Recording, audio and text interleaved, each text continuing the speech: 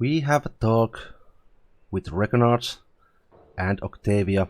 Regonar and Octavia, it is time to discuss with our other friends. Let's talk with Linzi. Hello there, Linzi. Just a moment. I just got something. Linzi quickly scribbles something in her notebook, then raises her eyes and smiles at you. Hi! Tell me about yourself. What do you want to know? Where are you from? I'm from all over, haha! I was actually born in Galt, in such a tiny village that it's not even on the maps. If it weren't for my teacher, I'd still be living there, milking goats, weeding turnips, swilling homebrew, having babies, and using books only as kindling. Galt, a nation of free thinkers and radicals renowned for brilliant poets, artists, and philosophers whose ideas shaped the politics of the whole of Avistan. Galt was once a vassal nation of Cheliax.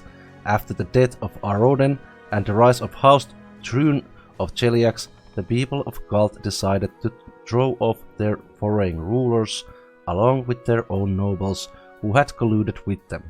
The executions did not end the bloodshed, and within 5 years the severed heads of the ministers of the first government rolled down the steps of the guillotine. In the 40 years since, over a dozen governments have ruled Galt, rising and falling like the waves of a stormy sea. Who was your teacher? He is a true saint.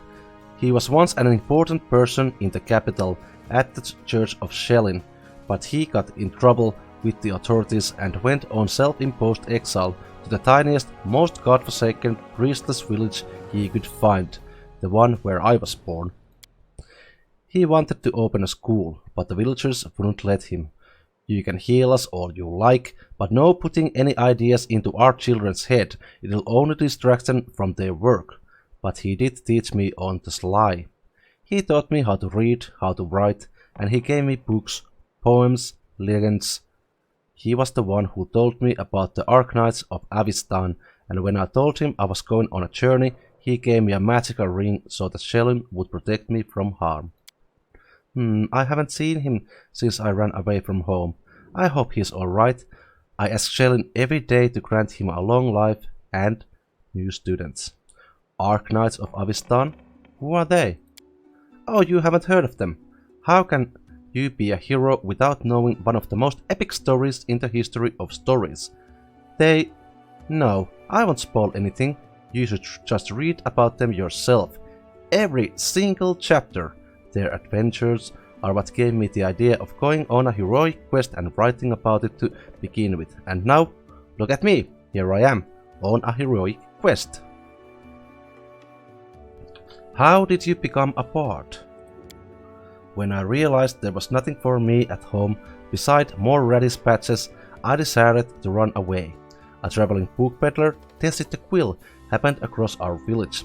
Well, I stuck to her like a burr and wouldn't let go until she agreed to take me as an apprentice. Together we traveled everywhere, to Brevoy and Taldor and even Ustelan. And then I found out the Academy of Grand Arts in Pitax, and I thought, well, I love reading stories, so I can surely learn to write them too. I enrolled on my first try, and they even gave me a scholarship. And they expelled me, but that's okay. They'd already taught me all the important stuff, and now, with Shellin's help, I can manage on my own. Do you worship Shellin? Yes, not to offend other gods, but she's the most important of them all.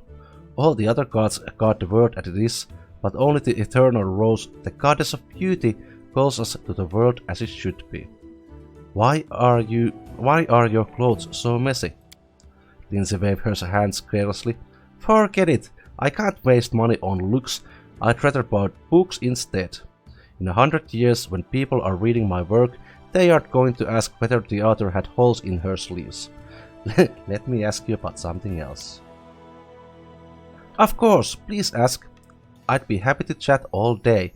Yeah, I bet you would, except that you wouldn't tell me about those knights, little one. You are a bard. You come from Pitax, right? Tell me about it. Oh, I love Pitax, even though they kicked me out. A joyful place. What is life in Pitax like? Actually, Pitax has always been one huge nest of thieves. Bandits, river pirates, smugglers, fences, card sharps. It's always been home for the likes of them. But that was before Iroveti became king. With him, a whole different life began there. Iroveti always wanted to make history, but not as another bandit with a crown, though that's exactly what he is. He wanted to be glorified through the centuries as a great patron of the arts. So he built the Academy of Grand Arts and spent lots of gold to assemble the best artists, poets and musicians. Of course, the very best ones refused to go, but he got what he wanted in a way. If Pitax was once just a booze barn for thieves, now it's a cabaret. What do you know of King Iroveti? He won his crown in Game of Cards, which says as much about Pitax as it does about him. He is fiendishly clever. Some cheats I know told me that from the moment he appeared, he started to pulling off such schemes that the old city masters just scratched their heads. With him in charge, gold flooded into Pitax, and also he is incredibly, unimaginably, fantastically decent and conceited. Why do not I believe that? Getting drunk with horse at the pub, that's not Lord Iroveti's style, oh no. He aims higher, dressing up like a male Calistria with a golden godpiece and holding a 3-week orgy with dancing on the rooftops, parade, public executions and contest for the best ode to the great unrivaled king. That's more like him. And that is what I expected of him. What little I have heard and read about him. He also likes singing. Ugh, and he orders his guards to make the citizens gather for his shows. May Shellen have mercy on his listeners. Tell me about the academy you studied at. You know, jokes aside, I am thankful to Iroveti for building it, but he has no taste. At all. Whatsoever. He likes his art loud, bright, grandiose, and most importantly, glorifying his Royal Highness. He kicked out the best charcoal artist because he didn't wish to spend money on grey scribbles. He sacked a master flute player from Tianxia for playing too quietly, and instead ordered them to open a kettle drum class. He even ordered the academy to expel me, and for what? An innocent limerick. Would you like to go back to the academy and finish your studies? I'd like to return, but on one condition. If they threw out 3/4 of the professors who teach there now and return all the ones they banished. If you ask me, I'm proud to have been expelled. If my art was to Iroveti's liking, then I would have reason to be ashamed. As long as mediocre lip-splitters sit at the academy and those with real talent beg on streets of Pitax, I will not cross the threshold of that place. Tell me about the book you are writing. What is there to tell? You've seen some of my rough drafts already, haven't you? It's a book about you and your adventures. I'm writing the whole truth, just as it happens. Well, the whole artistic truth. You know, no glory, no story. Why are you writing it? What's the point? When I was at the academy, Eobald the Insightful began his literature course with the question, what is a person? And he answered, a person is a storytelling animal. Our world does not consist of things, all the woods, seas and cities. It consists of stories about those things. The stories will tell ourselves and to each other. Just think about it. Centuries will pass and there will be no me and no you. All your subjects will be long gone, but you and I will live on its people's memories and influence their deeds thanks to this very book. No offense, but your comment of language is not that good. Is this fair to say? The truth doesn't hurt me. Who do you think my most service critic is? That's right, it's me. That is my first real book, and I have much yet to learn. But don't you worry, I will do your feats justice. And if I put my foot in my mouth here and there, then we can print the second edition, revised and corrected. Your book is full of inconsistencies. Well, yes, I can admit that. Sometimes one has to bend a few details for the sake of dramatic effect. It's called poetic truth. I write about everything as if I saw it with my own eyes, even parts of the adventure that I wasn't around for. But I do always carefully question everyone who was with you at the time. Think of it as a general picture. In the end, you're the hero of this book and I am just a storyteller.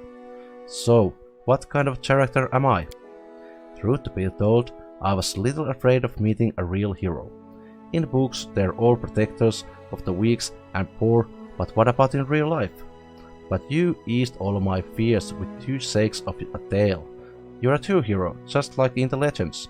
My new fear is that in 100 years, my readers will say that people like you never existed, but I'm writing the truth.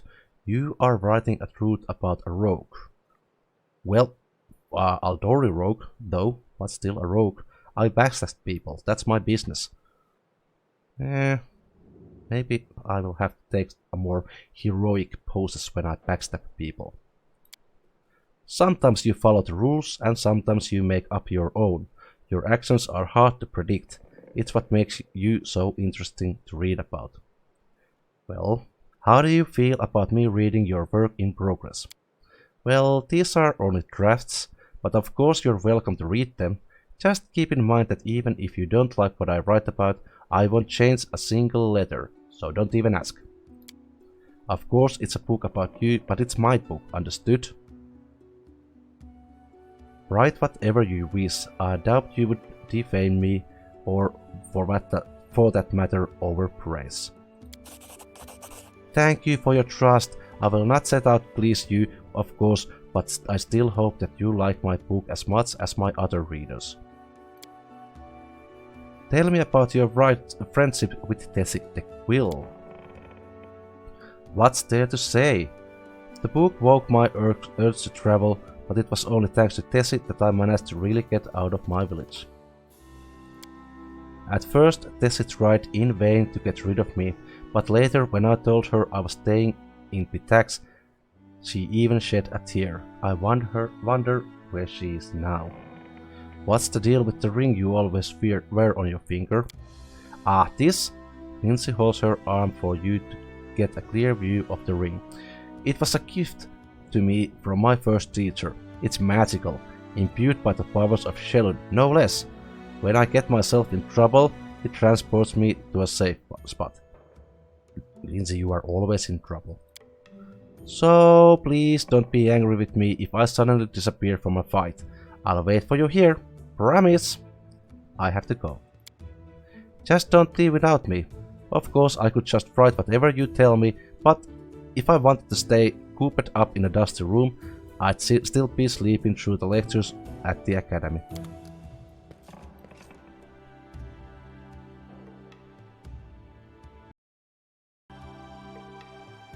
Kesten. Before you stands a heavy-set man with grim, determined features. His featured face is crossed by several scars, yet they do little to mar his appearance. His gaze is heavy, but he avoids eye contact as if afraid of unwittingly sharing whatever burden weighs so heavily upon him. Gares is the name of a noble house in Brevoy, is it not? You're a noble, then? Used to be. It's only a name now, nothing more. The House Gares are a noble family in Brevoy. They own several mines in the Galushkin Mountains. My father Evan is cousin to Lord Howland Gares, but he's my father no longer. In any case, I brought shame upon my name and was punished accordingly. The family disowned me. I fled to Restov and took up the life of a simple mercenary, until I received an assignment here in the Stolen Lands. Care to tell me why you were exiled? You asked me a favor, I say you owe me an explanation. Fair enough. For a Gares, the prosperity of the house and the honor of the name stands above all else, and I was betrothed to a widow from another noble house. This union was of great importance to the family. However, 3 months before the wedding, I met a commoner girl, gentle and pure, and we fell in love. I would have rather died than leave my Tanya, so I decided to break off the engagement with my noble bride. I could never have expected what would follow. My father was furious. I'd set a pointless love affair above the interests of the house. He expelled me from the family and ordered to leave our lands under threat of death. And Tanya... Her mother was seriously ill, and she stayed behind to care for her rather than follow me into exile. Thus, I was on my own, disgraced, without a name, and without love. Don't imagine that I ask for pity. Everyone gets what they deserve. Oh, that sucks, Kesten. I'd say you deserved better fate, Kesten. True love should not be punished. What's done is done. I would know more of House Gares and your homeland. Well then, ask away. Tell me of the lands you grew up in. House Gares owns a number of valleys and gorges in the Galushkin Mountains. The landscape makes these places easily defensible, and they're rich in ores and everything else the depths of the earth have to offer. It is a place of rare beauty. When I moved to Restov, I couldn't get used to it for a long time. There was nothing but sky between the roofs. No mountain peaks anywhere in sight. Tell me of House Gares. It is an old and renowned family, one of the most influential in Brevoy. A long time ago, the Gares house entered a pact with the dwarven clan of Golka. This proved to be of great benefit to both parties, and they've supplied the ore for our forges ever since. Lord Howland even took the son of the dwarven leader as his ward. Who would have known where this would lead? The same winter that Brevoy lost the Rogarvia dynasty, Howland's only natural son, Bren, went missing in the mountains. Thus, Toval Golka, the Lord's dwarven ward, became heir to House Gares. The lad has it tough, though. Too many believed Howland should have chosen someone of his own blood to be the heir. I would imagine my own father had similar plans for me, but we all know how that went. Yeah, we do. Let's finish this conversation some other time. As you wish. I'll see you later. Farewell. Now, who are you? Anoriel 8 Eyes. Hey, you're an adventurer, right? Seeking your fortune in the stolen lands? You aren't the only one of your kind here. Take my advice, keep your eyes open and watch your back. Sometimes the ones who call themselves your friends are more dangerous than your enemies. Who are you? The elf grunts. Anoriel 8 Eyes. Once upon a time I was famous throughout Absalom. Anoriel 8 Eyes of the Reckless Six. Well, glory passes quickly, a few miserable decades later, and no one recognizes you on the street anymore. What a shame. What are you doing here? I sit here waiting for adventurers who are in need of help. We might be sitting here in a backwoods tavern, but in Absalom I have a lot of friends who are eager to make a few coins. They are brave hearts but shallow pockets. A little gold would be a welcome change for them. I can send them a message and they will come from Absalom through a portal. If you're interested, just give me a sign and we'll arrange everything right away. Why are you called 8 Eyes? Once long ago, I could spot an enemy and pin him to the wall before he could even think of attacking. Some said I had 8 eyes and looked all around at once, though it seems I have outlived my nickname. I've been drinking so much lately, it is best I don't test my skills too often. Where were you when the trading post was attacked? Good question. I was hunting, got a little lost in the mist, which is the first time that's happened to me. I guess I should go easier on the drink, but don't you imagine I'd be scared of a good fight. If only I'd known I was missing all the action. But I see you got everything under control. Would you like to join me? No. I've got enough things to do already. You'd better manage on your own. A famous Pathfinder here in the middle of nowhere. Why? You want to know how one could exchange the life of a Pathfinder for this sorry drunken rat hole? You lose all your friends because of one scumbag and then you'll understand. I was the only one to return from the final campaign of the Reckless Six, and whatever is left of me can't be called a seeker anymore. Here's the story. Our leader, Vermelt, was the best of us. Wise, brave, friends with everyone. One of their friends, Arivion Adresant, sent him a disturbing letter. He stumbled upon mention of some ancient book on the art of necromancy. Secrets like those are best left hidden forever. Trust me, I've seen what that kind of magic can do. To make long story short, these volumes were supposedly hidden in the catacombs of Gallowspire. We decided that the book should be retrieved and kept safe by the Society. We gathered in a tavern, discussed the expedition, then proceeded to Ustelab. It was a normal mission, a quick and quiet recovery. But everything turned out to be much more complicated. We barely made it through the Witchgate Forest. All those terrible living trees, undead druids and their archers of bone, it was a miracle we managed to make it out alive. We'd chosen Wren Church to stop at. It was marked on Vermont's map as a safe enough haven to hole up and lick our wounds. How I wish that had been true. Vermont was the first to perish. He was attacked by one of the monsters hiding in the stables. It tossed him about like a feather and threw him down an ancient well. His shout echoed for a long time and I didn't hear the sound of him landing. And then... Enough, I shouldn't have gotten into this. Who am I to stir up others' feelings with all my chatter? We'd better forget about it for now. Maybe I'll tell you more some other time, but not today. I want to know more about the Pathfinder Society. What exactly are you interested in? What is the purpose of the Society? It's a school of adventurers. We search for those who are eager to test their skills, and we educate them and give them ideas about where on Golarion they might seek their fortune. They look for forgotten knowledge, secrets, and lost artifacts. They are explorers and pathfinders. We are sort of a mutual assistance club for adventure lovers. We exchange experience, share knowledge, and keep careful records in case it proves useful to future expeditions. And also, we publish books for thrill seekers and bored urban teenagers from wealthy families. What kind of members does the Society have? All sorts of adventurers. We have representatives from all races, religions and beliefs. The Grand Lodge is in Absalom, but there are many smaller lodges throughout Golarion, and the venture captains direct pathfinders to their goals from across all corners of the world. There are many renowned heroes in the Society, and many scoundrels as well, whose service the Society has brought them fame. Who does the Society support? You mean, who does it serve? No one in particular. Pathfinders try not to get involved in the quarrels of others.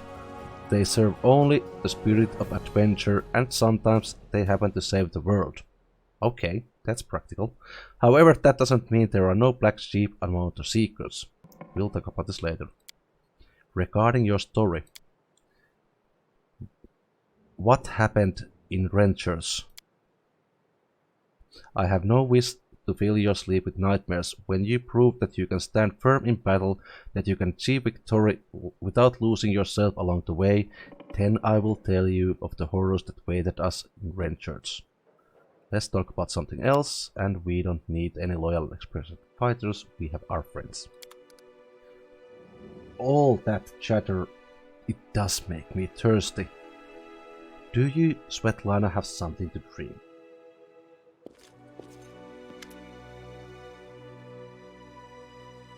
Good day to you. Do you need anything? I'd be happy to help. Tell me about yourself. How did you and your husband find the courage to establish a trading post in the stolen lands? It was Oleg's idea, though I supported him in it. We didn't realize how dangerous it was here, of course. In Restov, everyone respected the Sword Lords and everyone accustomed to relying on them. Even the mention of someone like Lady Jamandi would be enough to fend off a street thug or some other trouble. It could maybe even work in some places here, but not with the Staglord's men. What can you tell me about the Staglord? He is not just some average bandit. If no one puts a stop to him, he'll turn the stolen lands into his personal kingdom, a kingdom of fear and oppression. It would be a kingdom of lawlessness. Once I've dealt with the Staglor, your life will improve. I can't thank you enough for the hope you have given me, but please be careful. The Staglord is extremely dangerous.